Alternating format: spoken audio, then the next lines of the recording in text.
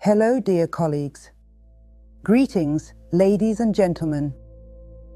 Today, I would like to present to you my book, which is called Runes Reveal the Mysteries of the World.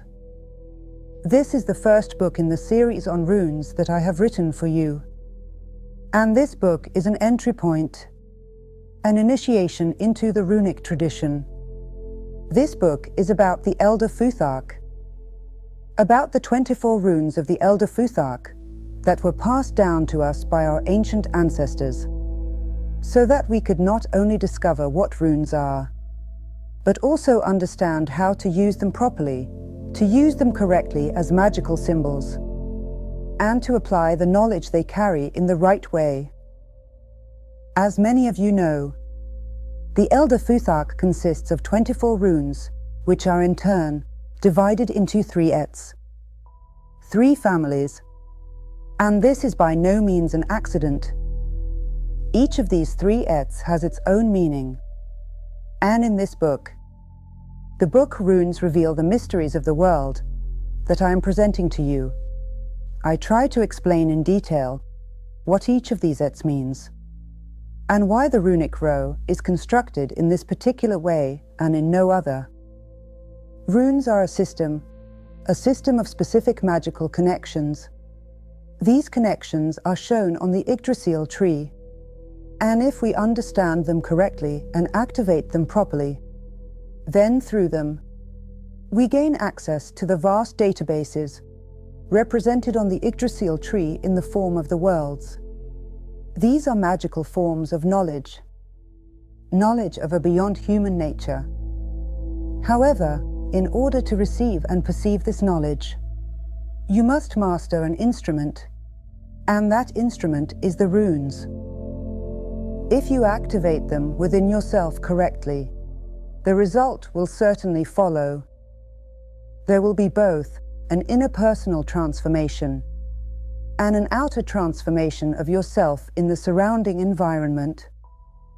The first aett, consisting of the first 8 runes, holds the forces that the gods have placed in every single person without exception. It is simply that in some people, these forces do not manifest for various reasons. They may be blocked, they may be suppressed, they may even be under a self-imposed block. There are many reasons for this. The only important thing is that, if these forces do not work at full strength, then the whole consciousness cannot work at full strength either. And the runes of the first aett, the first 8 runes, show not only what these forces are, but also how they should ideally manifest. The runes of the second aett, a very complex aett, reveal all the vulnerabilities of consciousness, which is why it is so difficult. It is not always pleasant to look at yourself honestly, yet sooner or later it is something everyone must do. And the runes of the second aett help with this. It is something within you, something that has always existed, simply waiting for permission to act. And the runes of the second aett give such permission. After all, what is the point of power if you do nothing with it in the world? And of course, the third aett, the concluding one, it brings everything together. It shows the result. What results can be achieved when the forces of the first aett are awakened and strengthened through the second? By which means can they be achieved? Which results are preferable for you, considering the specifics of your magical nature? And all this leads to the final rune, to the rune de Gaz, which marks a symbolic initiation, a symbolic transformation of consciousness, an immersion into initiation in the Norse tradition.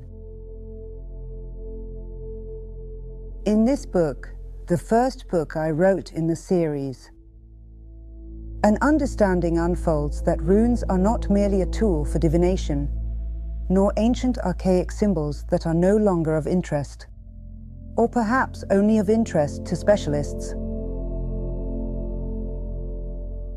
In this book, I have tried, and I very much hope I have succeeded, to show you that this knowledge, this secret knowledge that has come to us from the Norse gods, was given to us so that we would try to decipher the runes, so that we would make them an integral part of ourselves. And for this to happen, we must awaken each rune in a very specific way.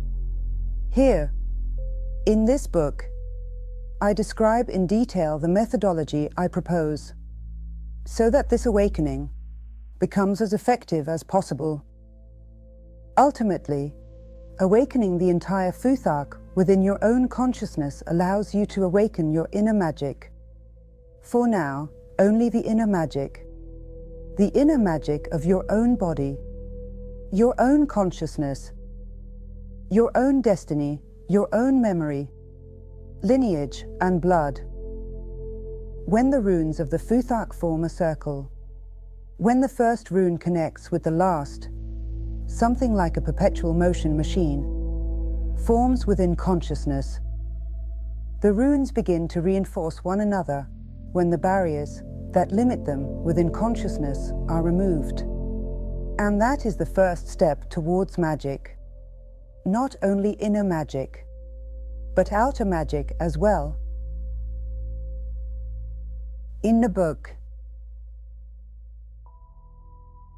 my students share a great deal of lived experience for you, who follow this path, showing how their own processes of becoming unfolded. This is not a lifeless, purely theoretical description of each rune. This is lived experience